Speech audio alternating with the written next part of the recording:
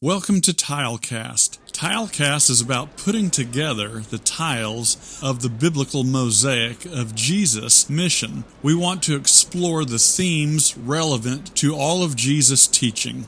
My name is Ty Nickel, and I'm the minister for the Essex Village Church of Christ here in Charleston, South Carolina. Enjoy the Tilecast. Reading the parable of the talents can provoke negative and frightening thoughts because of the way the master speaks to the servant who buried his one talent.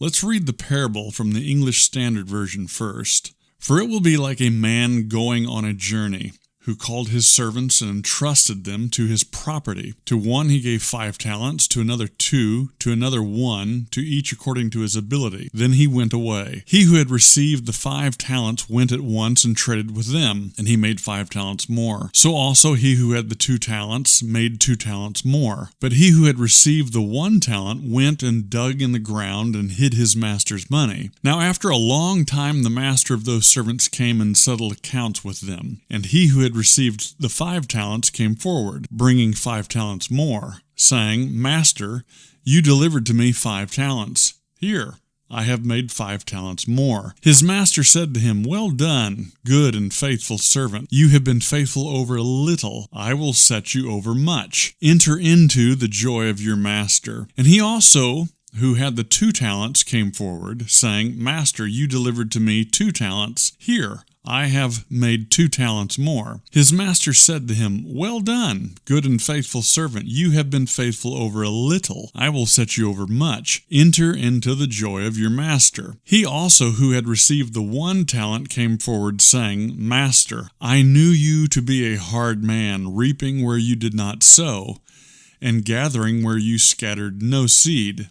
So I was afraid, and I went and hid your talent in the ground. Here, you have what is yours. But his master answered him, You wicked and slothful servant, you knew that I reap where I had not sown, and gathered where I scatter no seed. Then you ought to have invested my money with the bankers, and at my coming I should have received what was my own with interest. So take the talent from him and give it to him who has the 10 talents. For to everyone who has, more will be given, and he will have an abundance. But from the one who has not, even what he has will be taken away. And cast the worthless servant into the outer darkness. In that place there will be weeping and gnashing of teeth. We get a tone of contempt here in the parable. Someone's in trouble. Someone didn't do what was expected of them. Creating an interpretation is not difficult when we sense the overwhelming tension between the master and the servant responsible for the 1 talent. However, we're going to attempt to avoid a casual reading and explanation.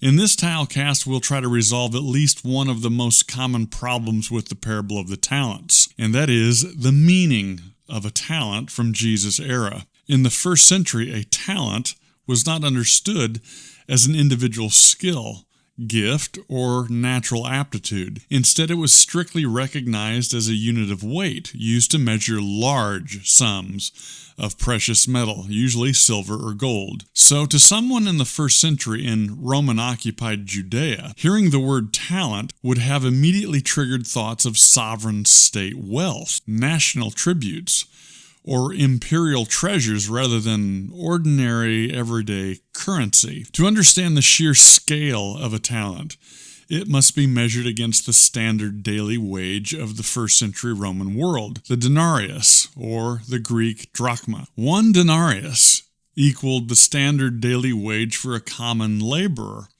or a Roman soldier, and 1 talent equaled 6,000 denarii, or drachmas. Because a talent was originally a measurement of weight before it became a measurement of currency, in the first century Greco-Roman world, an attic, or Roman talent of silver, weighed roughly 57 to 75 pounds, or 26 to 34 kilograms. The modern iconic brick-shaped gold bar, traded on global exchanges, like the London Bullion Market Association, weighs exactly 27.4 pounds. So when the third servant went to hide his single talent, he wasn't slipping a coin into his pocket. He was given a weight, perhaps something like a Brinks security bag full, a weight equivalent to almost 2 or 3 gold bars, valued at approximately 15 to 20 years worth of annual salaries. Because talents were so large, they were used almost exclusively by governments, kings, and temples. Ordinary merchants dealt in denarii, sesterces, or shekels. First century listeners like the disciples would know the term talent from historical and political realities. The first century historian Flavius Josephus notes that when the Roman general Crassus plundered the Jerusalem temple treasury, he stole 2,000 talents of silver and 8,000 talents of gold. A Roman legionary's annual salary was only about 225 denarii, meaning a single talent of silver could fund the annual salary of an entire military detachment or company of soldiers. So when Jesus tells a parable where a master casually hands out 5, 2, and 1 talent to his servants, the first century crowd would have gasped at the absurdity of the plot. No typical wealthy landowner possessed or distributed state-scale fortune to common servants. Therefore, as we begin exploring this parable by using the word talent, Jesus was portraying the master as someone far wealthier than an ordinary landowner. The master represents someone who was able to entrust a kingdom's amount of treasure, and the assets being measured out are nothing less than the priceless treasures of God's global covenant and kingdom.